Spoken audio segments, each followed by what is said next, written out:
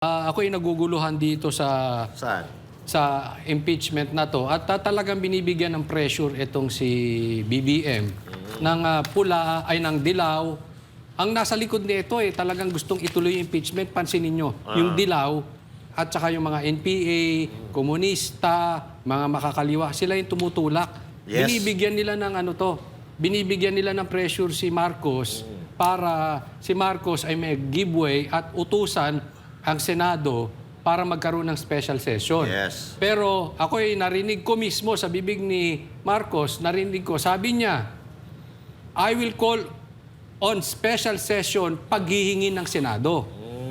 Pero yung Senado naman, ang sabi ni Speaker, hindi daw sila manghihingi ng special session. Senate President. Kung may isang salita po ang Presidente at may isang salita ang Senate President, hindi dapat matuloy yung impeachment. Yeah. Yan ang aking na nakikita rito. Kaya pinipuwersa siya ng nasa kanyang mga kakampi. Yung kanyang sinuka ay niyang kinakain na ngayon. Kaya magkakakampi na sila dyan. Yung dilaw, yung pinklawan, yung mga NPA, yan na. Para sumunod si Marcos. Yan. Para mag-giveaway dahil ayaw talaga. Ang ganda nga nung interview dito nung isang araw sa SMNI na ang nasa likod daw ng impeachment na ito, di umano, ay Amerika. Nako. At ang pinapagalaw nilang puppet dito ay siyempre si Marcos dahil wala di umano na galawan diyan ng walang utos at basbas ni Marcos. Yeah. So ganyan po umiikot yung istorya ng impeachment na yan. Kaya mag-iingat po tayo dito. Pero ako muli nating ipapaalala sa taong bayan. Yung sinabi ni Marcos, and at the same time, wag po tayong makakalimot dito sa blank items. Yan po ay kriminal, yan po ay dapat nating laging ipaalala kasi yan ang totoong issue na may kinalaman sa sikmura, sa tiyan ng bawat Pilipino. Yes, partner.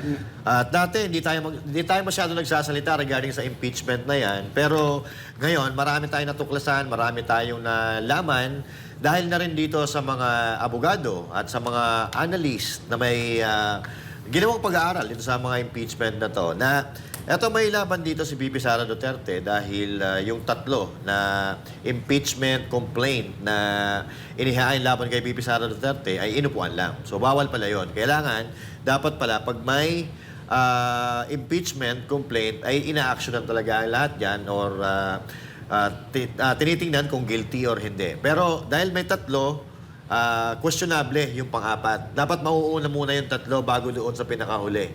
So ngayon, mga kababayan, ang problema nito, yung mga kababayan natin, medyo naguguluhan na kung ano talaga ang takbo ng ating bayan. Dahil mas tinututukan pa nila yung mga pagsangga sa kanilang mga kritisismo, sa kanilang mga critics kaysa pagresolba sa problema ng mga Pilipino. Ito ay maliwanag na mga kababayan na political persecution, no? Political persecution dahil alam nila na si VP Sara Duterte ay napakalakas na kalaban pagdating sa pampanguluhan sa 2028 election. Now, ito ba ay matutuloy? Di natin alam. Pero itutuloy at itutuloy nila ito.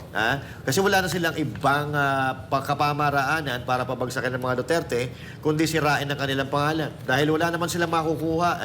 Wala silang makukuha, wala silang makikitang kamalian, kundi yung kagagawan mismo ni Presidente Marcos na ipinasa nga yung fund, itong intelligence funds kay VP Sara. Kumbaga, nakahon dito, nabitag si VP Sara Duterte. Akala niya kaibigan. Yung pala ipapahamak lang siya. So doon po yan nagsimula. At hanggang ngayon, mga kababayan, sa sobrang tibay ni Vice President Sara Duterte, pangiti-ngiti lang, tingnan mo sila, mga haggard-haggard na, si VP Sara, pabili-bili lang ng bulaklak para sa kanila. So sa akin, pag si VP Sara ay nalagpasan na ito na mga pagsubok na pinagdadaanan niya ngayon, siya ang pinakamatibay na politiko dito sa Pilipinas. Partner, Jay. Yun. Di ba sinabi mo kanina na ang may pasimuno na impeachment kay VP Sara ay Amerika. Alam mo kung bakit? Bakit? Alam naman natin ng Amerika ang isa sa pinaka-number one na source ng shabu sa Nako. buong mundo. Aba? Hindi pagbibintangan dahil alam naman natin na ito talaga ang mga tunay na hindi ko naman nilalahat. Open secret yan. Ito ay alam naman natin na yung mga yan ay isa sa mga sindikato yan dito sa Pilipinas. Kaya lintik. Kasi isipin nyo, bakit galit na galit sila sa mga Duterte? Oh, kasi Diba? nilalabanan ano. Biruin nyo ba naman ilang taon na hinawakan nila Mapa Aquino, halos lahat na dumaan ng mga presidente ano yan, Amerikano, Amerika. Oo, maka-Amerika. Samantalang nag-iisa lang si PRRD na talagang hindi niya kumontra dyan sa mga Amerikano na yan. Kaya yun siguro talagang may katotohanan yung sinabi ni Coach kanina na ang punot dulo dyan ay Amerika.